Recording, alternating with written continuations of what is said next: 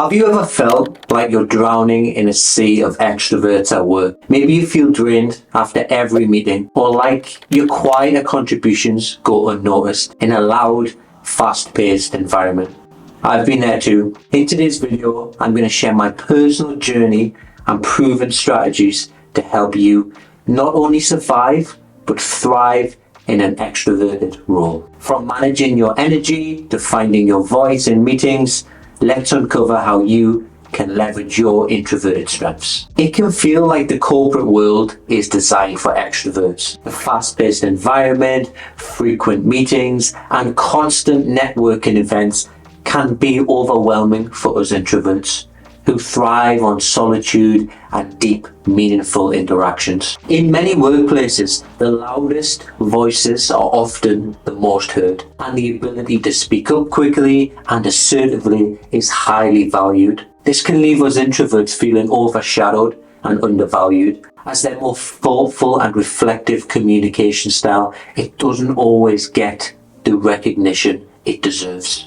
The expectation to always be on, engage in small talk, and contribute in group settings, it can be exhausting, leading to a sense of isolation and frustration. Before I understood what it truly meant to be an introvert, I constantly believed that I needed to be more outgoing to succeed. And this belief, it wasn't entirely my own making. It was heavily influenced by my managers and feedback I received over the years. I always remember one time a manager telling me, "Daniel, you need to be louder."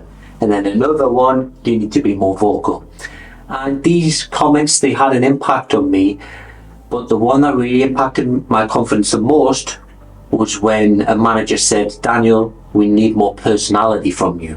And hearing that was devastating because it made me feel like who I was at my core, it wasn't good enough. I was left feeling inadequate and unsure of how to have more personality. So I did what I thought was necessary. I tried to be more extroverted. I pushed myself to speak up more, to be involved in more things, to join more social gatherings, to be more visible, and it was exhausting. For a short while, I could keep up the act, but it never lasted. My natural introverted traits, feeling drained from too much social interaction, needing alone time to recharge, and becoming overstimulated in busy environments, it always crept back in. It was like trying to wear a mask that didn't fit. Eventually it slips off. The constant effort to be someone I wasn't, it left me feeling more drained and less confident than ever. And these experiences were painful and isolating. They made me question my abilities and my place in the corporate world. It wasn't until I learned to embrace my introverted nature that I started to find real confidence. I realized that my quiet, reflective demeanor, it had its own strengths. I didn't need to shout to be heard. Understanding and accepting my introversion allowed me to find my voice in a way that felt authentic and sustainable. So the first thing we're going to speak about is communicating with those around you.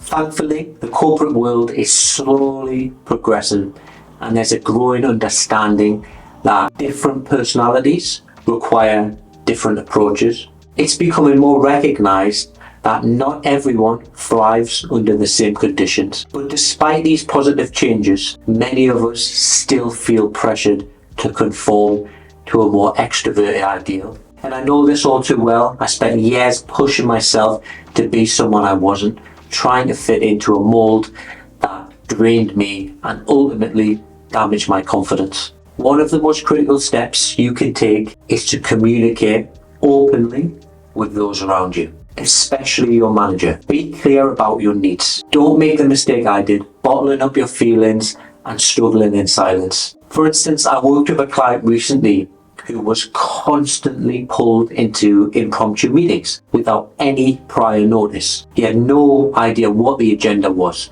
As an introvert, this left them feeling flustered and unable to communicate effectively because they needed more time to process information and to prepare their thoughts. For a long time, this client didn't speak up about their needs, trying to cope silently and feeling increasingly stressed and inadequate. It wasn't until they finally communicated their need for advance notice and a clear agenda that things began to improve. The manager, unaware of the strain this was causing, was more than willing to accommodate once they understood the issue. This change allowed my client to prepare properly and participate more confidently in meetings, showcasing their true capabilities. I totally understand that some of you might be working in toxic environments with managers who seem unapproachable or dismissive. It's tough and it can feel like your concerns will just fall on deaf ears, but this shouldn't stop you from trying. Communicating your needs is crucial. It might not change things overnight, but at least it starts a dialogue and you can gradually lead to more of a supportive environment. The next step is to stop competing with extroverted colleagues. I used to hate my personality in the workplace. I constantly compare myself to those who had more of an outgoing personality, and it would eat away at me. I remember sitting in meetings, watching colleagues effortlessly verbalize their thoughts, and I remember just feeling so inferior and inadequate. Each time I saw someone confidently expressing their ideas, it made me question if I was even in the right industry, and that frustration and self-doubt were overwhelming. The truth is, you might never be outgoing like them, no matter how much you push yourself, and that's perfectly okay. Some of us are naturally more reserved and introspective. These qualities are not flaws, they are strengths that offer a different perspective and depth to any workplace. But every time you compare yourself and berate yourself for not being like your extroverted colleagues, you're moving further away from embracing your unique qualities. I remember those moments of self-comparison. I'd watch others speak up with ease, and I think, why can't I be like that? But what I learned was that trying to force myself to be extroverted, it only led to burnout and further disappointment.